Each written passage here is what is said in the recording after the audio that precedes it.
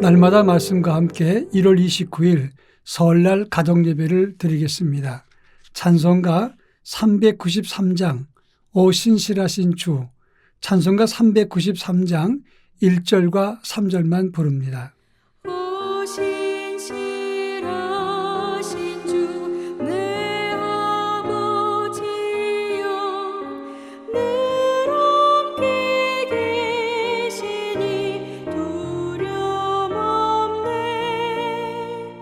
그 사랑 괜찮고 날 지키시며 어제나 오늘이 한결같네. 오 신실하신 주, 오 신실하신 주, 날마다 자비를 베푸시며 일용할 모든 것 내려주시니 오 신실하신 주 나의 구주. 내 죄를 사하여 안위하시고 주 친히 오셔서 인도하네. 오늘의 힘되고 내일의 소망, 주만이 만복을 내리시네. 오 신실하신 주, 오 신실하신 주, 날마다 자비를 베푸시며 일용할 모든 것 내려주시니 오 신실하신 주 나의 구주. 이 시간 우리에게 주시는 하나님의 말씀은 신약성경 누가복음 4장 38절로 41절입니다. 누가복음 4장 38절로 41절 말씀을 제가 봉독합니다. 예수께서 일어나 회당에서 나가사 시몬의 집에 들어가시니 시몬의 장로가 중한 열병을 앓고 있는지라. 사람들이 그를 위하여 예수께 구하니 예수께서 가까이 서서 열병을 꾸짖으신데 병이 떠나고 여자가 곧 일어나 그들에게 수종드니라. 해질 무렵에 사람들이 온갖 병자들을 데리고 나오매 예수께서 일일이 그 위에 손을 얹으사 고치시니 여러 사람에게서 귀신들이 나가며 소리질러 이르되 당신은 하나님의 아들이니이다. 예수께서 꾸짖으사 그들이 말함을 허락지 아니하시니 이는 자기를 그리스도인 줄을 알미러라. 아멘. 오늘 민족의 명절 설날을 맞이해서 여러분의 가정에 하나님의 평강이 함께 하시기를 빕니다. 모두 행복하고 금년의 모든 위기와 시련을 다 해결하고 풍성한 은혜 속에 하나님의 은총 속에 거할 수 있기를 주의 이름으로 축원합니다. 오늘 우리가 읽은 본문의 말씀은 누가복음에서 예수님께서 처음 기적을 일으킨 사건을 다루고 있습니다. 지난 1월 19일 가정예배 때 요한복음 2장 가나의 혼인잔치를 다루면서 이것이 첫 번째 기적이라고 했는데 그것은 요한이 볼 때 첫 번째 기적이었다 하는 말씀을 드렸습니다. 오늘 누가복음 4장에서는 예수님께서 베드로의 집에 가셔서 베드로 장모의 열병을 고치신 기적을 다루고 있습니다. 이것은 누가복음에서 말하는 첫 번째 이적입니다. 아무튼 예수님은 제자 베드로의 집에 가셨다가 그의 장모의 열병을 고쳐주시고 그리고 베드로 장모도 예수님을 따랐다 하는 것이 오늘 본문에 기록된 내용입니다. 그런가 하면 동시에 해가 질 무렵에 온갖 병든 자들이 예수께 나왔을 때 예수님이 일일이 그들에게 손을 얹고 고쳐주셨을 때 귀신들이 나가면서 당신은 하나님의 아들이라 이렇게 말했습니다. 그때 예수님은 그 귀신들을 꾸짖으시면서 그들에게 말하지 못하게 하셨다 하는 것입니다.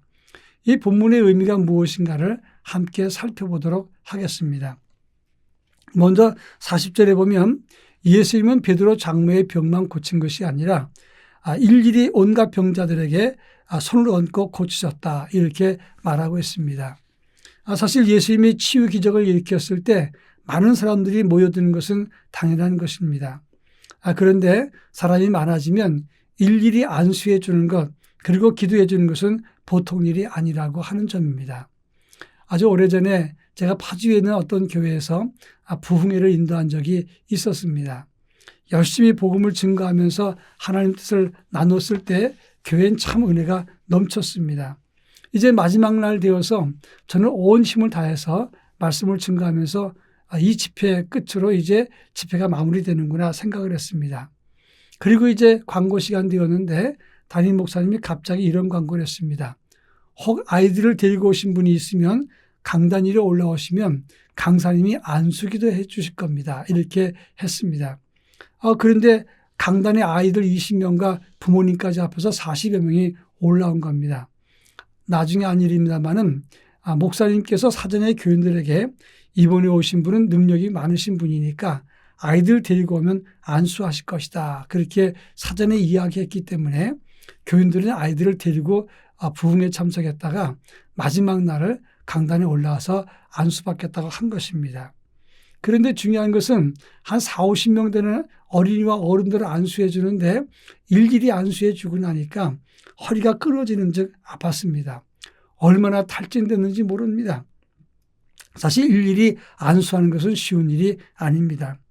예수님은 하나님의 아들이시기 때문에 병을 고칠 수 있다면 모두를 모아놓고 너희 병이 다 나아라 이렇게 말했을 수 있지만 왜 예수님이 일일이 환자들에게 안수했느냐 하는 것입니다.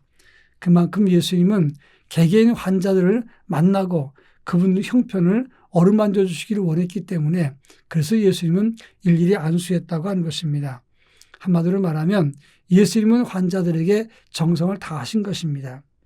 그런가 하면 41절에 보면 귀신들이 나가면서 소리를 지르면서 당신은 하나님의 아들입니다. 이렇게 말했습니다. 그런데 예수님은 그들을 꾸짖으시면서 말하지 말라고 허락하지 않았습니다. 여러분 이유가 무엇일까요? 병자가 낫고 기적이 나타난 거 사실 아닙니까? 그리고 귀신이 쩔쩔매면서 이렇게 말하면 사람들이 볼 때 귀신도 다스리니까 예수님 대단하다. 그래서 인기를 더 끌을 수도 있을 것입니다. 그러나 예수님은 귀신들의 증거를 받기를 원하지 않았다고 하는 것입니다. 이것은 예를 들어 설명합니다. 제가 만약에 유명한 사람이 되었다고 치면 그런데 많은 세계적인 유명한 사람들이 저를 칭찬해 주면 저도 같이 올라가는 것 같은 느낌이 들지 않겠습니까? 그런데 술 취하고 욕하고 망나니 같은 사람이 저를 보고 막 사람들에게 칭찬한다면 제 기분이 좋겠냐 하는 것입니다. 병 고침 받은 사람도 있고 귀신들로 나가면서 예수님에 대한 이야기를 하면 그러면 예수님 이름이 올라갈 것 같지만 예수님은 귀신의 증거를 필요로 하지 않기 때문에 그리고 귀신의 증거를 받을 필요가 없기 때문에 그리고 하나님의 능력은 오직 능력으로만 나타나는 것이지 다른 사람을 통해서 증거되는 것이 필요가 없기 때문에 그래서 예수님은 그들의 증거를 원하지 않았다고 하는 것입니다. 우리 믿음도 마찬가지입니다. 우리 믿음에 대한 증거는 다른 사람이나 경력이나 업적으로 증거되는 것이 아니라 오직 능력으로만 증거되는 것이다. 이렇게 말할 수 있는 것입니다. 우리를 일일이 만나주시고 그리고 만져주시고 우리에게 치료와 힘을 주시는 예수님, 그 능력이신 예수님을 붙잡고 우리도 주님과 함께 동행하는 삶을 살아야 할 것입니다. 우리 다 같이 기도하겠습니다. 사랑 많으신 하나님 아버지, 오늘 민족의 명절을 맞이해서 온 가족이 함께 가정 예배를 드립니다.